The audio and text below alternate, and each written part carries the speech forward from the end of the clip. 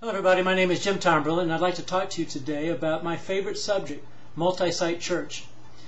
By now most church leaders across the nation know that the multi-site model is transforming how we think and do church across the nation. It's been my privilege to be an early pioneer in this multi-site movement. My journey with multi-site began as a senior pastor of a growing church in Colorado. That journey led me to pioneer the multi-site model at Willow Creek Community Church in Chicago. Since then, I've been consulting and coaching churches for the last several years in developing and implementing their multi-site strategy. Clearly, the multi-site model has become a dominant instrument in the toolbox of the church.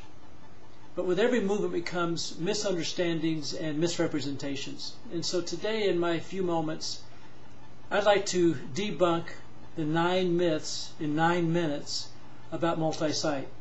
So if you grab a pencil and a piece of paper, let's jump in, okay? Myth number 1, multi-site is just a fad. The reality is that multi-site, according to Outreach Magazine in 2007, is the new normal. Since this movement began, over 2,000 churches have embraced this model across North America, and their number is growing daily. A survey in 2008 by Lifeway Research revealed that 45,000 churches are seriously considering adding a worship service at one or more new locations or campuses in the next 2 years. In 2009, an estimated 5 million people, 10% of Protestant churchgoers, attend a multi-site church on any given Sunday across North America. This has led Leadership Network to conclude that every growing church in North America is either already multi-site, planning on going multi-site, or thinking about it. The fact is, multi-site is the new normal. Myth number 2, multi-site is a vehicle for celebrity pastors.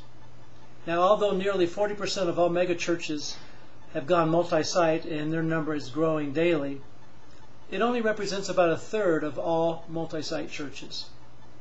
Myth number 3, the multi-site is a video-driven model. Though most people associate video with the multi-site model, the fact is only about a third of all multi-site churches are strictly video. Another third are strictly live teachers, and then another third are a hybrid or a combination of live teaching with video cast sermons. Myth number 4, the multi-site model is a space solution. Now, the reality it's true that the multi-site model started with mega churches who found themselves out of space or dealing with zoning issues. But it very quickly became recognized as an outreach and community impact strategy for churches, healthy churches of all sizes.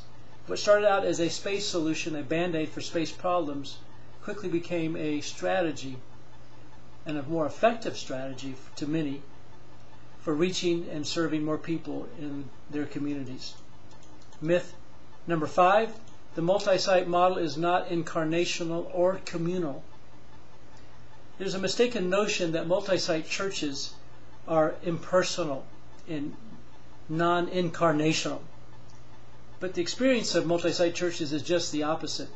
Typically, multi-site churches are more personal, more local, and as a result are more incarnational, because each multi-site campus typically has a campus pastor and staff who are the faces with the place, and they have skin on them.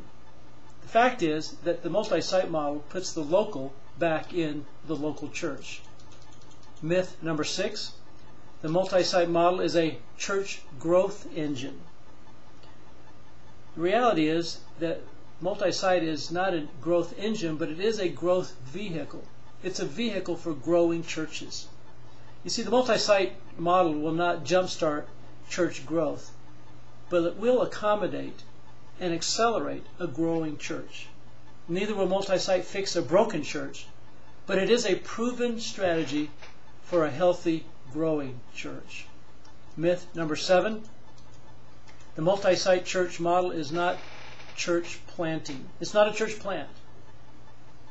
Now, in the last several years, there's been an artificial debate whether multi-site is church planting or not. The bottom line is, regardless of the strategy that establishes a congregation in a new community, whether it's multi-site or church plant, as far as that local community is concerned, a multi-site campus is a new congregation, a new church, so to speak, where one did not exist before.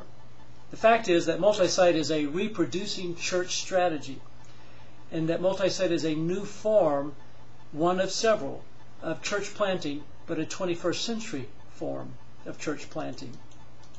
Myth number 8, video teaching won't work in my church.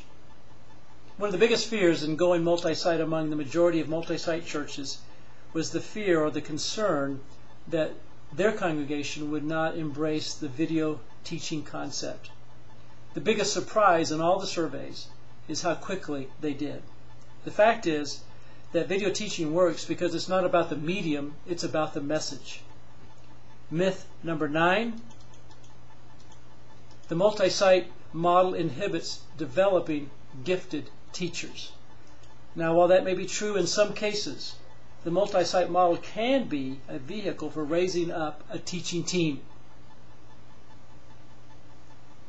As a matter of fact, in my consulting, I recommend to churches that the ideal scenario is a rotating teaching team captured on video and all campuses video capable. I love how Perry Noble addressed this criticism of the multi-site movement. He said, if you think that video screens are going to stop God's anointing on a preacher, your God is too small.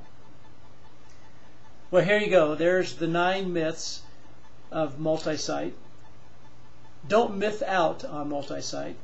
Be fruitful and multiply. God bless. Bye now.